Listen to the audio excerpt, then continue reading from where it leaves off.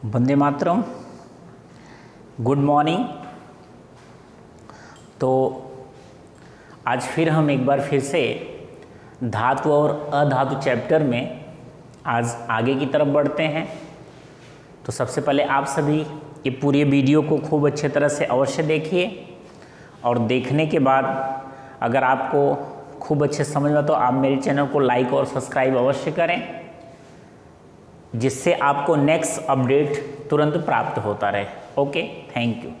तो आते हैं, प्रीवियस लेक्चर में हमने क्या लिया था, मेटल्स और नॉन मेटल्स के बारे में, कि मेटल्स क्या होते हैं और नॉन मेटल्स क्या होते हैं, हाउ यू कैन रिकॉग्नाइज, कैसे हम उसको पहचानते हैं, क्या उनकी प्रॉपर्टीज़ होती हैं। फिर उनकी अभिक्रिया हमने लिया था, ऑक्सीजन के साथ जो मेटल्स का रिएक्शन होता है उसके बारे में हमने स्टडी किया था। तो आज हम स्टडी करते हैं, आज हम बढ़ते हैं मेटल्स के कंडीशंस में ही। अब मेटल का जो है, मेटल का रिएक्शन हम लेते हैं। मेटल जो है जब ये वाटर के साथ रिएक्शन करता है, ठीक है ना, अगर हमारे पास मेटल्स है, अगर कोई मेटल्स है तो मेटल जब वाटर के साथ रिएक्शन करेगा तो उसकी सिचुएशंस क्या होगी, यानी धातुओं की जल के साथ अपक्रिया, reaction of the metals with water. अगर जो हमारा मेटल्स है ये वाटर के साथ, पानी के साथ रिएक्शन करता है तो क्या सिचुएशन क्रिएट होती है, ठीक है ना। अगर हमारा कोई मेटल्स होगा, मेटल जो होगा, अगर मेटल पानी के साथ यानी वाटर के साथ रिएक्शन करेगा, metals plus water, then it is converted, तो ये मेटेलिक ऑक्साइड यानी धातु ऑक्साइड में कन्वर्ट होगा, साथ साथ उसके साथ हाइड्रोजन गैस भी निकलेगी। आप एक बार फिर से ध्यान से सुनो, अगर हमारा कोई मेटल्स है, अगर मेटल पानी के साथ अपक्रिया करेगा, अब कुछ मेटल्स क्या होते हैं ठंडे पानी के साथ अपक्रिया करते हैं, लेकिन अगर कोई मेटल्स जब वाटर के साथ रिएक्शन करेगा तो मेटेलिक ऑक्साइड, तो मेटेलिक ऑक्साइड में चेंज होगा यानी धातु ऑक्साइड जिसको बोलते हैं, साथ साथ में उसके साथ हाइड्रोजन गैस भी बाहर निकलेगी, ठीक है ना। फिर जो हमें मेटेलिक ऑक्साइड प्राप्त होता है, अगर वो मेटेलिक ऑक्साइड अगेन, जो मेटेलिक ऑक्साइड है अगर वो अगेन वाटर के साथ रिएक्शन करता है तो मेटेलिक हाइड्रोक्साइड में कन्वर्ट हो जाता है। अगर वो मेटल फिर से किसके साथ अपक्रिया करता है, वाटर के साथ नेक्स्ट रिएक्शन करता है तो मेटेलिक हाइड्रोक्साइड में कन्वर्ट हो जाता है, ठीक है ना। जैसे आप ध्यान से देखो, यहाँ से हमने एक मेटल्स लिया पोटेशियम, पोटेशियम जो है वो वाटर के साथ रिएक्शन किया, यानी पोटेशियम के it is react with the water H2O, then it is converted KOH, potassium hydroxide. ये पोटेशियम हाइड्रोक्साइड में कन्वर्ट हुआ, साथ साथ हाइड्रोजन गैस इसमें से निकल रही है। फिर हमने सोडियम को लिया, सेम ये सोडियम को लिया, इसको पानी के साथ अपक्रिया कराया, sodium react with the water, तो ये कन्वर्ट होता sodium hydroxide plus water H2 और उष्मीय ऊर्जा इसमें से निकलती है, ठीक है। अब दूसरा कैल्शियम रिएक्शन करता है किसके साथ, पानी के साथ, तो यहां से क्या होता है, कैल्शियम ऑक्साइड बनता है और साथ साथ हाइड्रोजन गैस निकलती है। सेम एल्यूमिनियम रिएक्शन करता है किसके साथ, वाटर के साथ, तो एल्यूमिनियम ऑक्साइड और प्लस या एल्यूमिना और हाइड्रोजन गैस साथ में निकलती है। फिर अगर आयरन है, आयरन पानी के साथ रिएक्शन करता है जिसे Fe बोलते हैं, तो फेरिक ऑक्साइड और प्लस हाइड्रोजन गैस निकलती है। इस तरह से अगर कोई भी हमारा मेटल्स जो है, मेटल्स अगर वाटर के साथ रिएक्शन करेगा तो मेटेलिक ऑक्साइड या मेटेलिक हाइड्रोक्साइड में कन्वर्ट हो जाएगा, जिसके सारे एग्जांपल्स आपको दिए हुए हैं। तो आप अगर हमें मेटल्स लेंगे और मेटल्स का रिएक्शन वाटर के साथ कराएंगे तो मेटेलिक ऑक्साइड बनेगा, और मेटेलिक ऑक्साइड का रिएक्शन अगर वाटर के साथ कराएंगे तो मेटेलिक हाइड्रोक्साइड में वो कन्वर्ट हो जाएगा। ओके, तो ये रही आपकी जो मेटल्स है, मेटल की पानी के साथ अपक्रिया, मतलब जो मेटल्स है, मेटल्स अगर पानी के साथ अपक्रिया करता है तो ये घटना यहाँ पे क्रिएट होती है कि मेटेलिक ऑक्साइड बनता है और साथ साथ में हाइड्रोजन गैस निकलती है। अगर मेटेलिक ऑक्साइड का रिएक्शन हम वाटर के साथ अगेन कराते हैं तो हमें क्या मिलता है, मेटेलिक हाइड्रोक्साइड में कन्वर्ट हो जाता है, जिसके सारे एग्जांपल्स यहाँ पे दिए हुए हैं। ओके, तो ये हमारी रही मेटल्स की वाटर के साथ रिएक्शन। इससे पहले हमने पढ़ा था मेटल्स का ऑक्सीजन के साथ रिएक्शन, आज हमने पढ़ा मेटल्स का वाटर के साथ रिएक्शन, ठीक है ना। तो दो रिएक्शन हमारे हुए। अब थर्ड रिएक्शन जो हमारा है मेटल्स का, अगर मेटल एसिड के साथ रिएक्शन करेगा तो क्या होगा, ठीक है।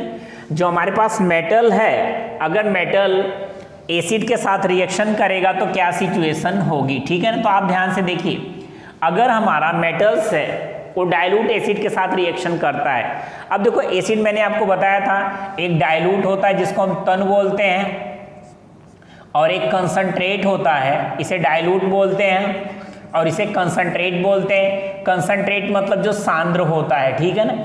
आपको मैंने बताया था जो एसिड में 90% वाटर, 90% क्या होगा, वाटर होगा, पानी, एंड 10% एसिड होगा, ठीक है ना। अगर 10% acid, that is called as the dilute acid. इसी को हम तनु एसिड या डाइल्यूट एसिड के नाम से जानते हैं। जो हमारा कंसंट्रेट एसिड है, it means it contain 90% of acid, 90% इसमें अम्ल होगा और 10% वाटर होगा। That acid is known as concentrate acid. तो इस प्रकार के एसिड को हम क्या कहेंगे, कंसंट्रेट एसिड के नाम से जानेंगे, ठीक है ना। तो यहाँ से क्या लिखा है, जो हमारा मेटल्स है, मेटल किसके साथ रिएक्शन कर रहा है, डाइल्यूट एसिड के साथ, तो क्या बनाएगा, सॉल्ट और हाइड्रोजन गैस निकलेगी, ठीक है ना। अब फिर से ध्यान दो, अगर हमारा कोई मेटल्स है, मेटल्स अगर एसिड के साथ रिएक्शन करता है, एसिड अगर डाइल्यूट है, so it is converted into salt and hydrogen gas, ठीक है ना। अब इसके एग्जांपल्स हम लेते हैं, रिएक्शंस हमारे क्या हैं। यहाँ देखिए आपका सोडियम मेटल्स है, this is a metal sodium, it is a react with hydrochloric acid HCl। अगर हमारा मेटल्स जो है हाइड्रोक्लोरिक एसिड जो एक डाइल्यूट एसिड के रूप में यहाँ यूज किया गया है, so it is converted sodium chloride, that is a salt, it is a लवण, और हाइड्रोजन गैस इसमें से निकल रही है।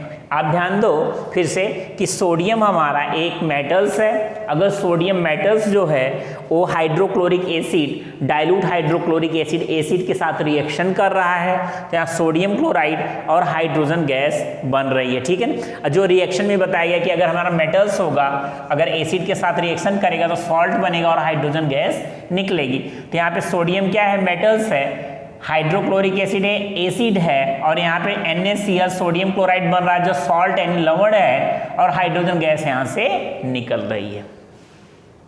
सेकेंड एग्जाम्पल है, अगर मैग्नीशियम का देखते हैं, मैग्नीशियम रिएक्शन करता है HCl यानी हाइड्रोक्लोरिक एसिड से, तो मैग्नीशियम क्लोराइड ये भी एक सॉल्ट है और हाइड्रोजन गैस में कन्वर्ट हो जाता है, ठीक है। तो इस तरह से अगर हमारा मैग्नीशियम है, मैग्नीशियम हाइड्रोक्लोरिक एसिड के साथ रिएक्शन करेगा तो मैग्नीशियम क्लोराइड जो एक प्रकार का सॉल्ट है उसमें कन्वर्ट होगा, साथ साथ उसमें से हाइड्रोजन गैस भी निकलेगी। तो मेरा कहना है कि अगर हमारी जो मेटल्स है, अगर मेटल्स जो हैं, मेटल्स एसिड के साथ रिएक्शन करेंगे और हमारे मेटल्स अगर डाइल्यूट हैं तो सॉल्ट और हाइड्रोजन गैस में कन्वर्ट हो जाएंगे, ठीक है ना। तो ये थर्ड अभिक्रिया जो थी हमारी एसिड की, जो मेटल्स की अभिक्रिया थी वो एसिड के साथ थी। अगर मेटल एसिड के साथ रिएक्शन करेगा तो लवण बनाएगा और साथ साथ में हाइड्रोजन गैस भी उसमें से निकलेगी। तो फिर ध्यान दिए, पहली अभिक्रिया हमने पढ़ा कि जो मेटल्स था वो हमने उसकी ऑक्सीजन के साथ अभिक्रिया पढ़ा। दूसरी अभिक्रिया थी जो हमारा मेटल्स था, मेटल वाटर के साथ रिएक्शन किया तो ऑक्साइड और हाइड्रोक्साइड में चेंज हुआ। अब थर्ड अभिक्रिया है कि हमारा मेटल जो है डाइल्यूट एसिड के साथ अभिक्रिया किया जहाँ पे सॉल्ट और वाटर में कन्वर्ट हो गया, ठीक है ना।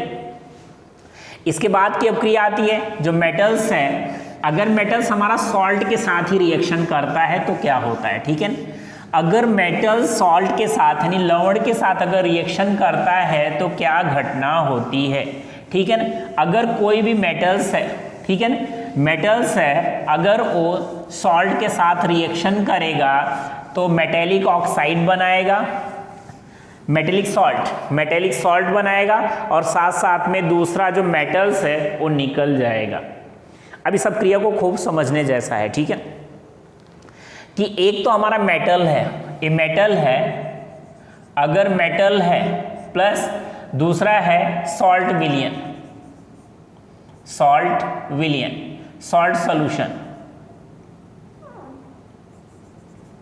अगर सॉल्ट सॉल्यूशन को लेते हैं तो हमारा क्या बनता है, सॉल्ट विलियन, मेटेलिक सॉल्ट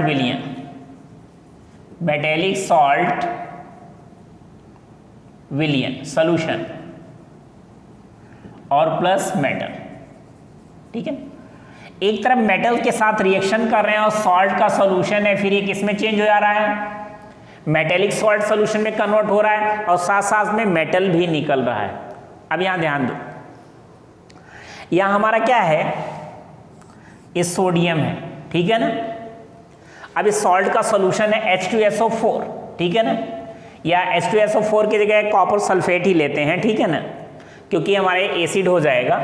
अब यहां से क्या करते हैं, हम लेते हैं जो हमारा मेटल्स है, सोडियम, सोडियम का रिएक्शन CuSO4 के साथ कराते हैं तो यहाँ हमें बनता है Na2SO4 और प्लस Cu, ठीक है। अब ध्यान दो, यहाँ सोडियम जो है, सोडियम एक क्या है, मेटल्स है, ठीक है ना। मेटल्स का रिएक्शन किसके साथ होता है, कॉपर सल्फेट के साथ होता है, ठीक है ना, जो ये सॉल्टी विलियन है। अब ये किसमें कन्वर्ट हुआ, Na2SO4, ये भी एक सॉल्ट का, जो मेटेलिक सॉल्ट का सॉल्यूशन है, और साथ में क्या होता है, ये मेटल्स रिएक्ट हो जाता है, निकल जाता है। लेकिन इसमें कंडीशन क्या है कि जब अधिक सक्रिय धातु का, जब अधिक सक्रिय धातु कम सक्रिय धातु के लवण के साथ, लवण के विलयन के साथ अभिक्रिया करेगी।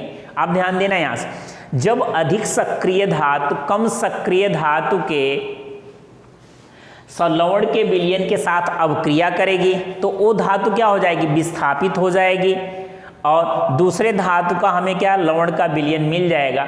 और ये जो अभिक्रिया कहलाती है विस्थापन अभिक्रिया के नाम से जानते हैं, ठीक है। यहाँ क्या कहता है, या इसे रिप्लेसमेंट, रिप्लेसमेंट मतलब एक का प्लेस दूसरे के प्लेस पे चला जाता है, उसे हम विस्थापन अभिक्रिया के नाम से जानते हैं, या उसी को बोलते हैं रिप्लेसमेंट रिएक्शन, विस्थापन अभिक्रिया, विस्थापन अभिक्रिया,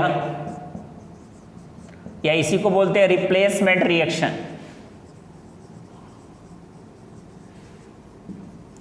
आप समझ रहे हो ना, मतलब यहां से क्या हुआ, यहां हमारा जो सोडियम था, सोडियम एक कॉपर से अधिक सक्रिय धातु है।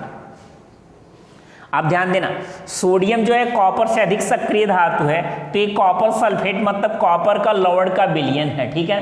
अब यहां से क्या हुआ, ये सोडियम ने क्या किया, कॉपर को डिस्प्लेस कर दिया, तो यहां क्या बन गया, सोडियम सल्फेट बन गया, और कॉपर यहां से निकल के आ गई, ठीक है ना। सेम कंडीशन मैग्नीशियम लेते हैं, मैग्नीशियम भी क्या है, कॉपर से अधिक सक्रिय धातु है, सक्रियता श्रेणी में कॉपर से ऊंचे है। तो अब सक्रियता श्रेणी में कॉपर से ऊंचे, इसीलिए क्या होता है, जो हमारा यहाँ मैग्नीशियम है, मैग्नीशियम जब कॉपर सल्फेट के साथ रिएक्शन करता है तो मैग्नीशियम सल्फेट के साथ कन्वर्ट हो जाता है और साथ में कॉपर की धातु निकल जाती है। अब एक रिएक्शन आपको देते हैं, अगर हमें लिखा है जिंक, जिंक का रिएक्शन एक मेटल है, अगर Na2SO4 के साथ कराते हैं, ठीक है ना, तो यहाँ से reaction not possible, reaction not possible मतलब अभिक्रिया नहीं होगी। रीजन क्या है, रीजन ये है कि हमारा जो सोडियम है, सोडियम जो है वो जिंक से अधिक सक्रिय धातु है, सोडियम की जो सक्रियता है वो जिंक से अधिक है, इसीलिए जिंक जो है वो सोडियम को विस्थापित नहीं कर पाएगा। इस सिचुएशन में कोई रिएक्शन नहीं होगा। तो इस अभिक्रिया में हमें ध्यान देना है कि हमारा जो अधिक सक्रिय धातु है वही ही कम सक्रिय धातु के लवण के विलयन में से धातु को विस्थापित कर सकता है। अगर अधिक सक्रिय धातु नहीं है तो विस्थापित नहीं करेगा। तो यहाँ पे हम पढ़ते हैं कि अगर धातुएं लवण के साथ अभिक्रिया करती हैं तो धातु बनाएगा, लवण का विलयन बनाएगा, धातु है, धातु के लवण का विलयन है तो धातु का लवण विलयन मिलेगा, साथ में धातु हमें मिलेगी। लेकिन इसके साथ कंडीशन हमें क्या देखना है कि जो हमारा धातु होना चाहिए वो धातु के लवण के विलयन से अधिक सक्रिय होना चाहिए, तो ही ऐसा पॉसिबल है। और ये अभिक्रिया जो कहलाती है, इस अभिक्रिया को हम विस्थापन अभिक्रिया कहते हैं या रिप्लेसमेंट, अंग्रेजी में रिप्लेसमेंट रिएक्शन के नाम से जानते हैं, क्योंकि एक के प्लेस पे दूसरा जाता है, इसीलिए इसे हम रिप्लेसमेंट रिएक्शन कहते हैं।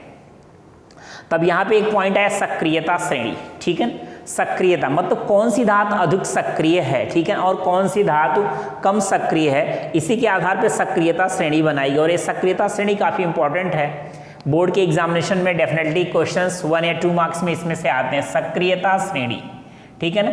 अब इस सक्रियता श्रेणी क्या है, जैसे यहाँ हम देखते हैं हमारा जो पोटेशियम है वो सबसे अधिक सक्रिय धातु है।